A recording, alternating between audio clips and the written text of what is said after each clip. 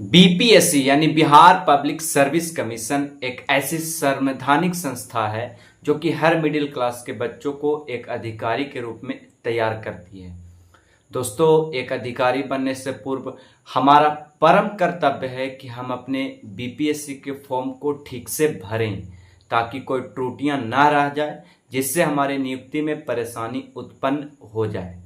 तो ऐसी समस्या में आपका दोस्त यानी मैं अमित राज अमृत आपको मदद करेगा कि कैसे फॉर्म को भरेंगे। तमाम फॉर्म से संबंधित सारी जानकारियां आज की इस वीडियो में देने का प्रयास करेंगे। दोस्तों, हम में से कई ऐसे लोग हैं जो कि सभी प्रकार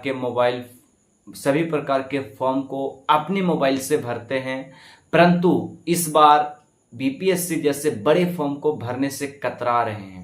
बात जाहिर सी बात है कि जरा सा भी मिस्टेक भारी पड़ सकता है, इसलिए आपको मैं इसमें गाइड करने वाला हूं। दरअसल आपको बता दें कि बीपीएससी फॉर्म भरने से पहले ये आपको निर्धारित करना होगा कि आप किस पोस्ट पर आवेदन देना चाहते हैं। ऐसा मैं इसलिए बोल रहा हूं क्योंकि हर पोस्ट की एक अलग सीमाएं हैं और अलग अलग पोस्ट के लिए अलग अलग योग्यताएं भी हो सकती है। जैसे बात करें कि यदि आप बाल विकास पदाधिकारी के लिए आवेदन देना चाहते हैं तो आप किसी भी संस्थान से स्नातक करेंगे, साथ ही वैकल्पिक विषय जो है उसमें आपको बाध्यताएं आ जाएंगी। जैसे में आपको वैकल्पिक विषय के रूप में मनोविज्ञान, गृह विज्ञान, समाज शास्त्र जैसे विषयों का चुनाव करना होगा। वहीं अगर आप पुलिस प्रशासन विभाग में आवेदन देना चाहते हैं, जैसे डीएसपी पोस्ट हो गया, तो उसमें आपको शारीरिक परीक्षा का सामना भी करना पड़ सकता है, जैसा कि आपको स्क्रीन पर दिया गया है। तो दोस्तों, आगे की प्रक्रिया आप समझते हैं कि जब आप मन बना चुके हैं कि बीपीएससी में हमें इस पोस्ट पर आवेदन करना है, तो चलिए अब इसी पोस्ट पर आवेदन के लिए, जिस पोस्ट के लिए आप चुनाव किए हैं, उसी पोस्ट को लेकर के आप अपना डॉक्यूमेंट को तैयार करेंगे।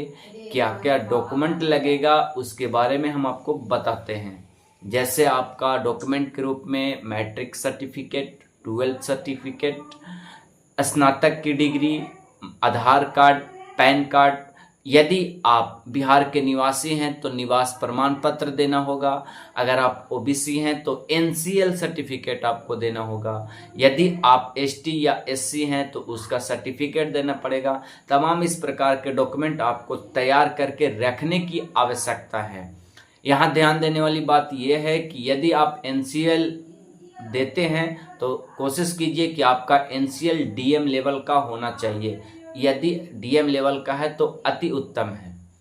तो चलिए अब आपको सीधे लैपटॉप स्क्रीन पर ले चलते हैं और आपको स्टेप बाय स्टेप बताने का प्रयास करते हैं उसके बारे में कि कैसे आप फॉर्म को भरेंगे, और साथ ही में मैं अपना फॉर्म को भी भरकर आपको बताऊंगा। तो चलिए सीधा चलते हैं लैपटॉप स्क्रीन पर। ऑल राइट गाइज, तो हम लोग आ गए हैं अपने लैपटॉप स्क्रीन पर। और सबसे पहले हम आपको बताएंगे, आपको वेबसाइट का लिंक जो है डिस्क्रिप्शन में डाल दिया गया है, वहां से आप इस पर क्लिक करेंगे। उसके बाद आप डायरेक्ट बीपीएससी के वेबसाइट पे आ जाएंगे। उसके बाद यदि आप एक बार पहले से फॉर्म भर चुके हैं, इसका मतलब ये है कि बीपीएससी में कभी भी आप फॉर्म भरे होंगे तो आपको दोबारा डिटेल्स ज़्यादा ज़रूरत नहीं पड़ेगी।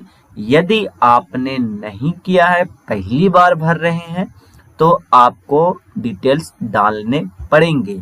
तो आइए सबसे पहले आपको देखेंगे कि यहाँ पे 70 खोजेंगे तो आपको आपके सामने देखिए डैशबोर्ड पे दिख रहा है कि यहाँ पे ये 69 का रिजल्ट है। वो आपको पता है कि इंटरव्यू इन लोगों का चल रहा है। जैसा कि आपको बता दें कि उसी के नीचे ये 70 बीपीएससी का फॉर्म है, ठीक है। ऐसे ही आप क्लिक करेंगे इस पे तो आपके सामने कुछ इस प्रकार सा इंटरफेस खुलकर सामने आ जाएगा। यहाँ पे दो ऑप्शन है, लॉगिन का और रजिस्ट्रेशन का।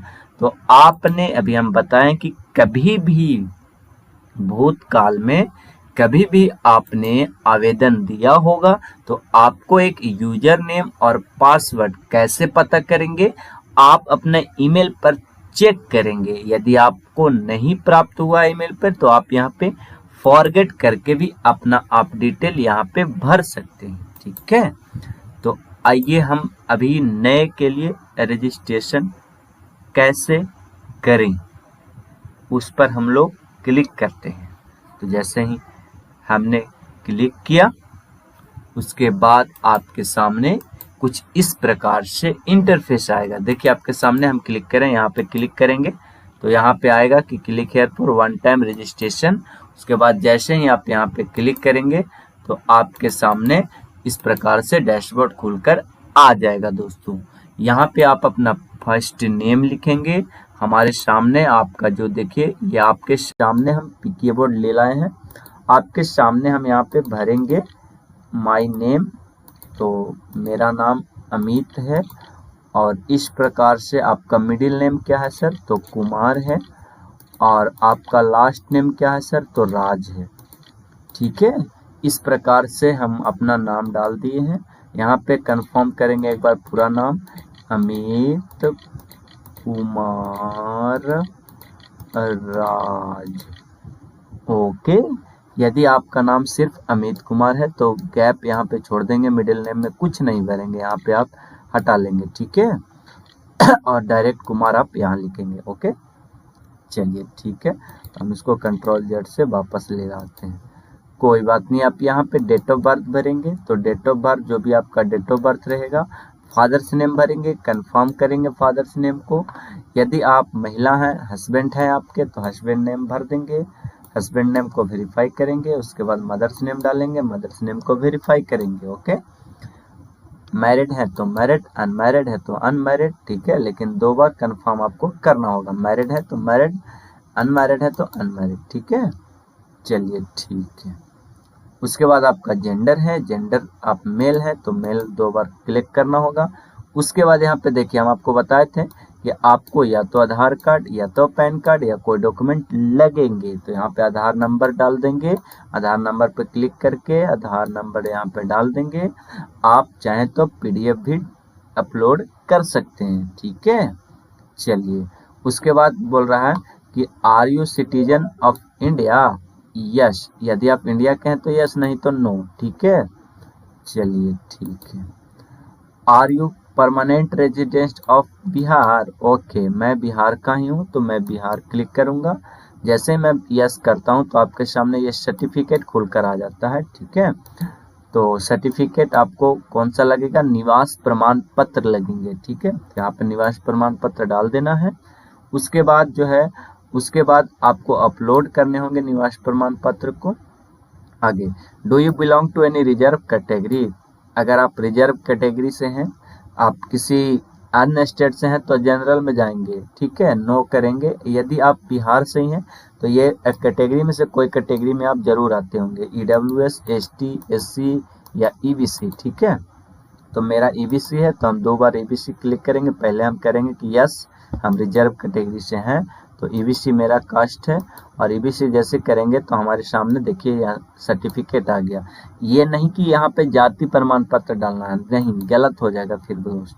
यहाँ पे आपको जो है NCL लग रहा है, देखिए। ठीक है, NCLC।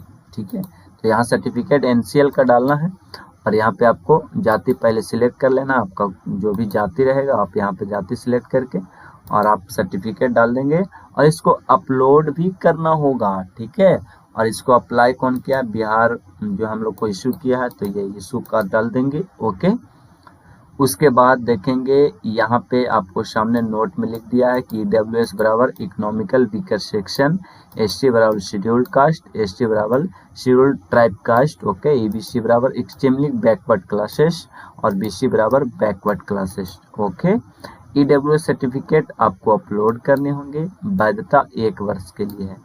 ध्यान देंगे सिर्फ EWS के लिए 1 साल है। ओके, NCL आप 3 साल तक वैलिड होता है। ओके, चलिए नोट में भी है कि आवेदन अपनी जाति आरक्षण कोटि से पूर्णतः आश्वस्त हो लें, किसी प्रकार के त्रुटि होने पर आरक्षण का दावा मान्य नहीं होगा। ओके, मान्य नहीं होगा। चलिए, यदि आपके पिता या कोई और भी पूर्वज फ्रीडम फाइटर हैं तो यस है तो सर्टिफिकेट नो तो नो। ओके, यदि आप डिसेबिलिटी हैं, ओके, यदि आप विकलांग हैं तो आप यस करेंगे। ठीक है, यहाँ पे देखिए बीपीएससी मेरे द्वारा दी गई दिव्यांगता को पुनः परीक्षण करवा सकती है, जिसके आधार पर मिली दिव्यांगता ही मान्य होगी, इसमें मुझे कोई आपत्ति नहीं है। ओके, ठीक है, अगर आप किस चीज़ में विकलांग है तो आप इसमें सिलेक्ट करेंगे, हालांकि हम विकलांग नहीं है तो यहाँ पे हम नो करेंगे। ठीक है, चलिए उसके बाद यहाँ पे नोट पॉइंट में पढ़ेंगे कि अस्थायी दिव्यांगता की स्थिति में आवेदक आश्वस्त हो लेंगे कि उनका प्रमाण पत्र काल बाधित ना हो। ओके, हम यहाँ पे फ्रीडम एक्स सर्विसमैन है।